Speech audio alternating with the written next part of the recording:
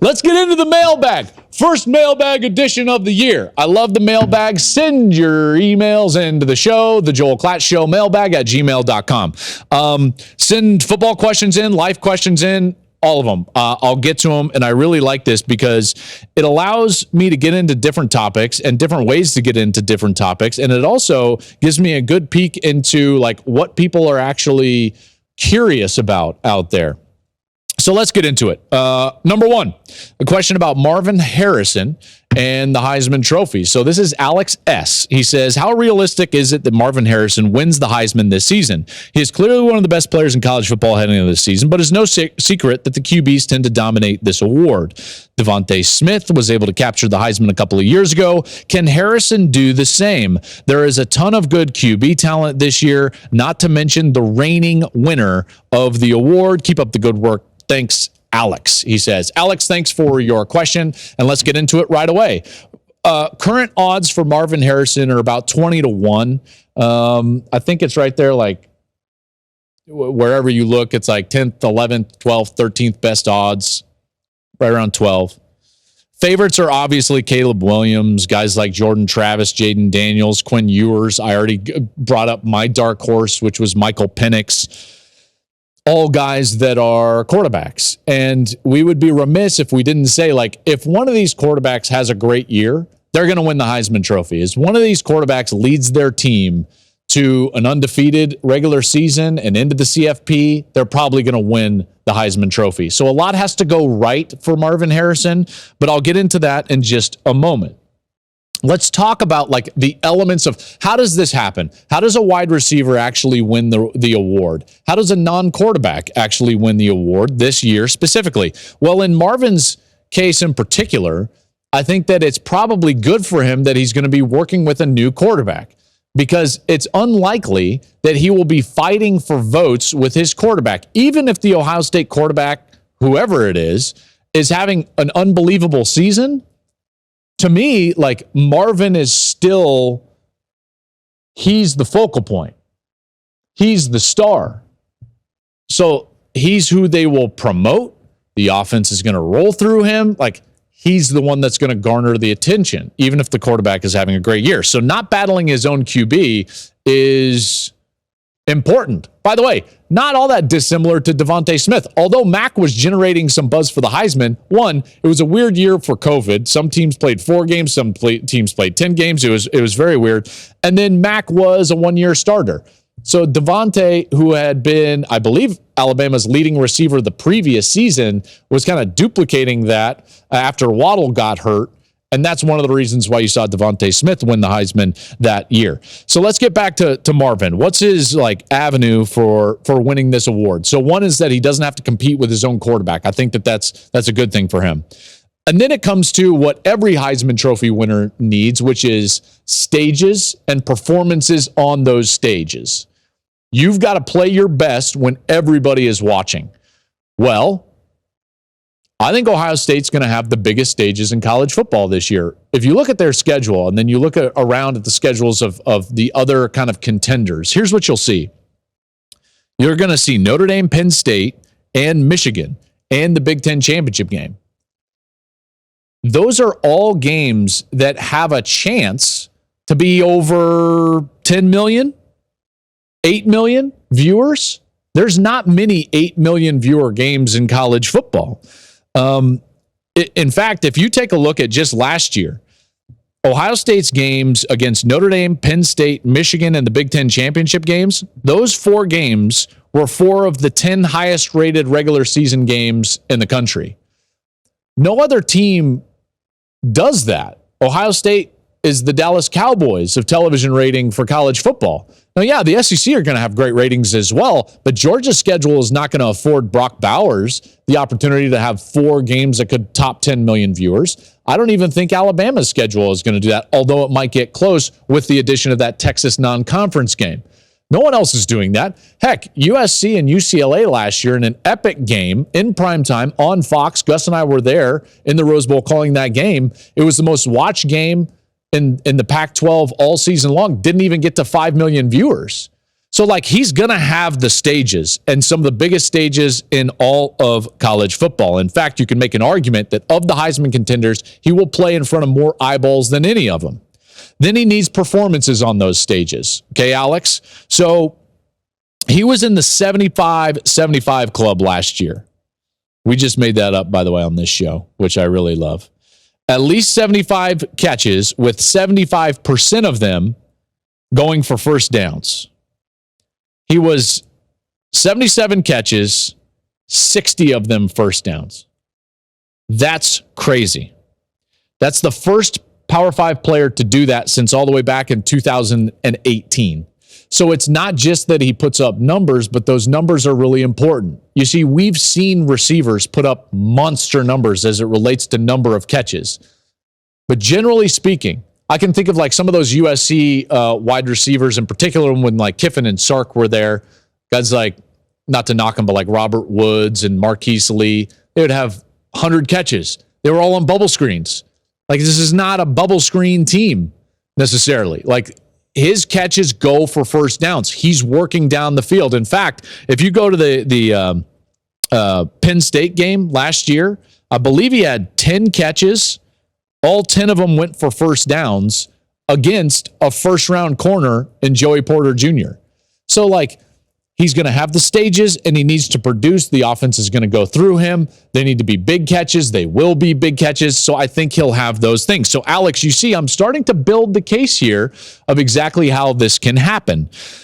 Outside of that, it's going to be outside of his control. And from in the standpoint of he's going to need some things to happen to the quarterbacks because everyone's going to be looking to give the award to a quarterback. So let's just briefly talk about kind of the perfect storm. Well, he's going to need some of those quarterbacks in the Pac-12 to kind of eat themselves, right? USC, he needs them to go down the gauntlet of their back half of their season and lose a couple of times so that Caleb Williams starts to fall off. He needs Michael Penix to lose a couple of times. He needs Bo Nix to lose. Like, that would help him.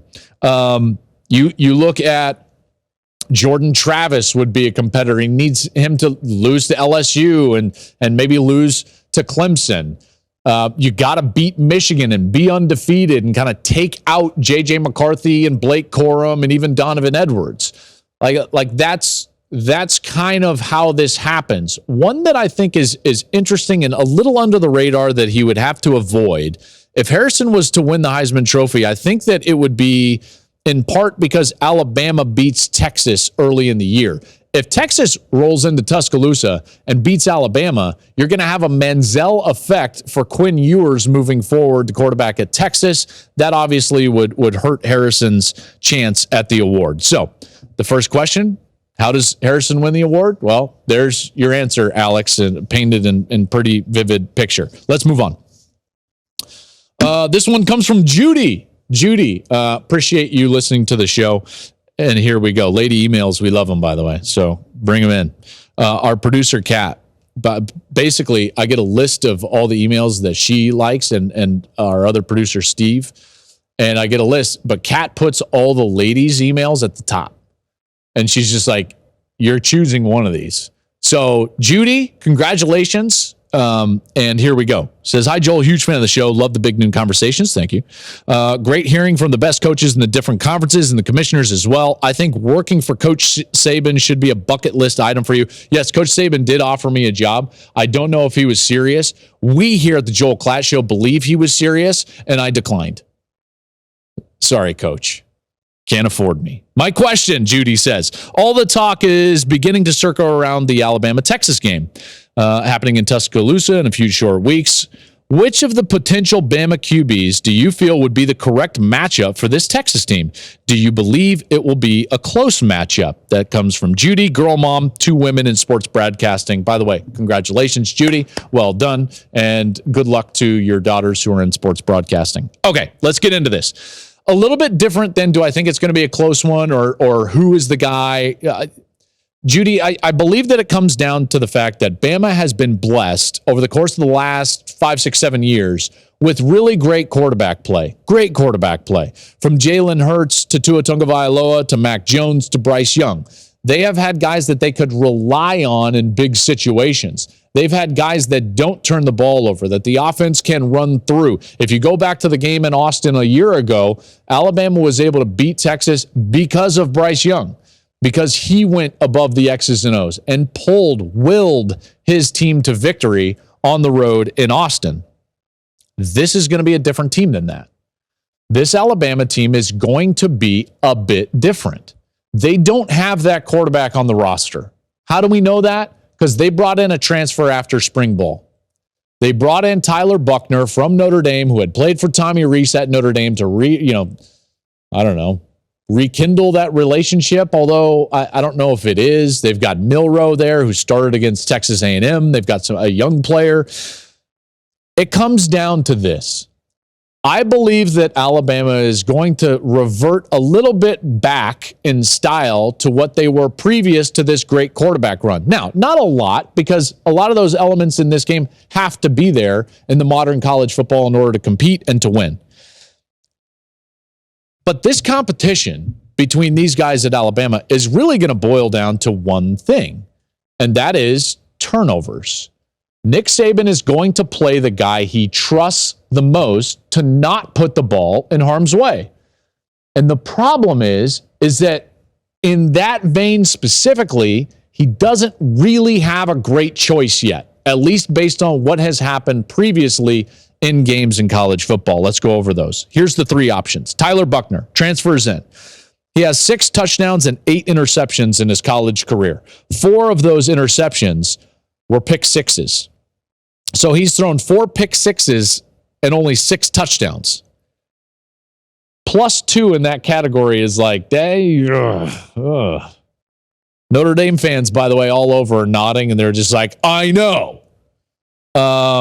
He's thrown an INT every 15 passes in college. He's only attempted a little over 100 passes.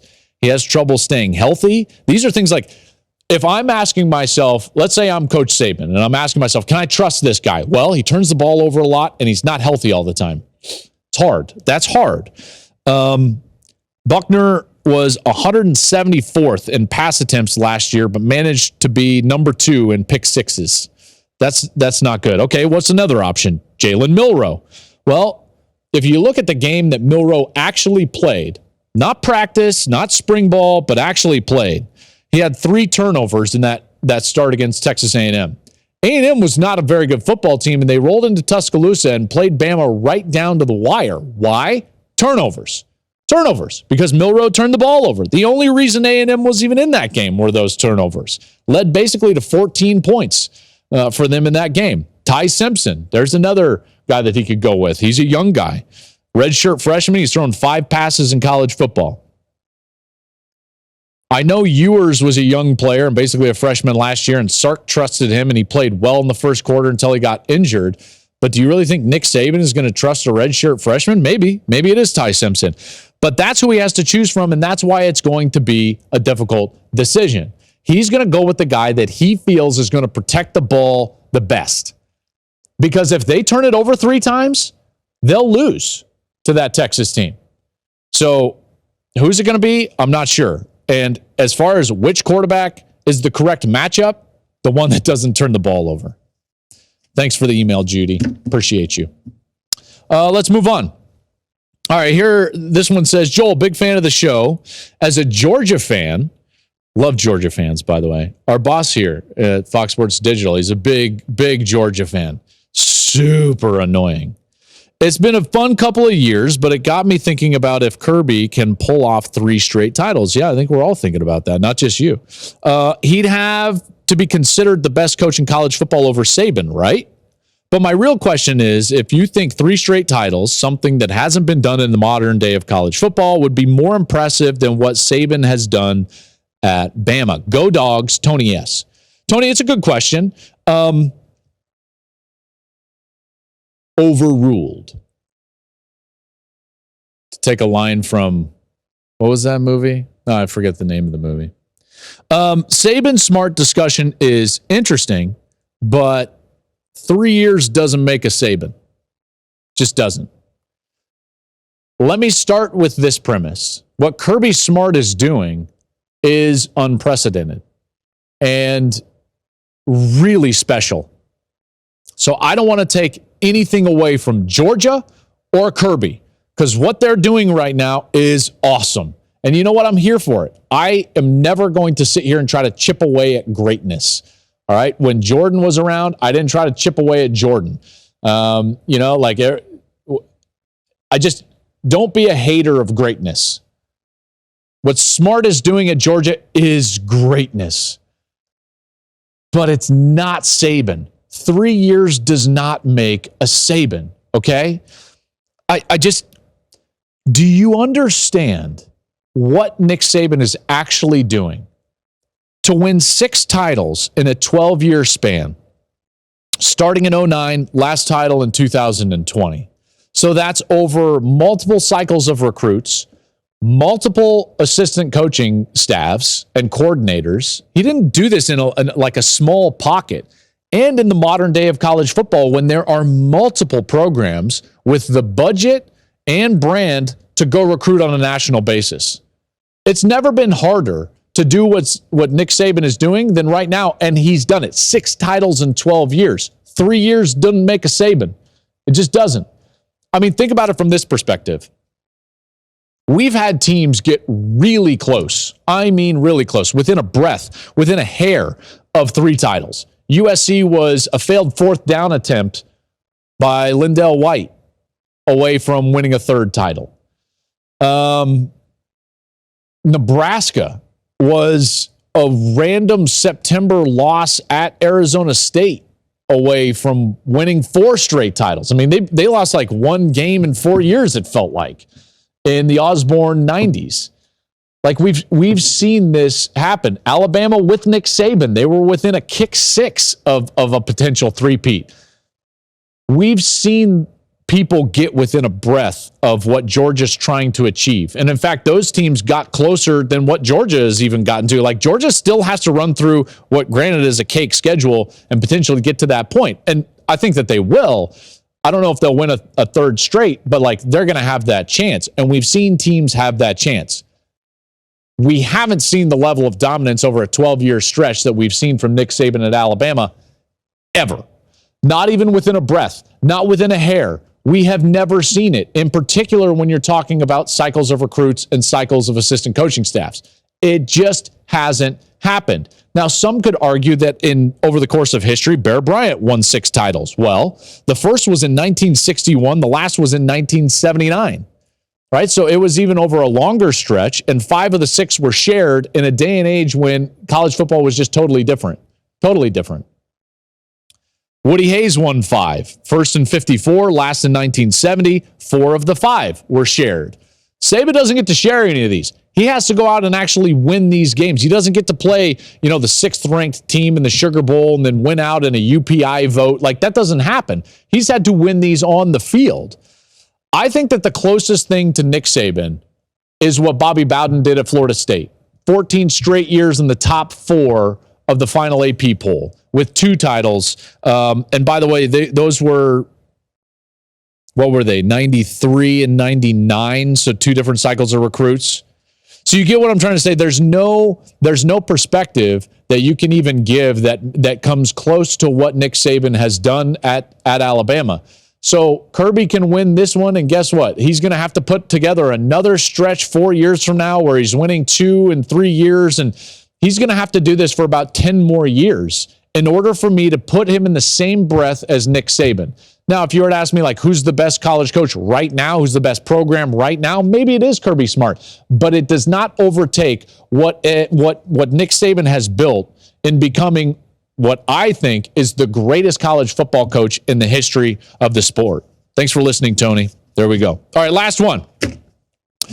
This one's away from football, and this is some of my favorite stuff to do. This is a long email, so bear with me. It says, hello, Mr. Klatt. I'm a huge fan of the show, so I currently have a nearly 4-year-old son and a 1-year-old daughter. Congratulations. With plans for one more child in the near future, I currently work a wonderful job in security with really good pay. My job requires me to work 14 out of every 28 days. It seems great having all that time off, and it is, but I have to work 2 weekends per cycle in 13-hour shifts. My wife is fortunate enough to have all her weekends and holidays off. My question is, should I be grateful to have this job that supports our family with plenty of breathing room and pays for everything we need, or should I be more concerned with finding something else that will keep me from missing future football games and other big events that my kids will one day be a part of? I feel like I'm doing good supporting the family, but I also worry that I'm missing out on too many moments on the home front.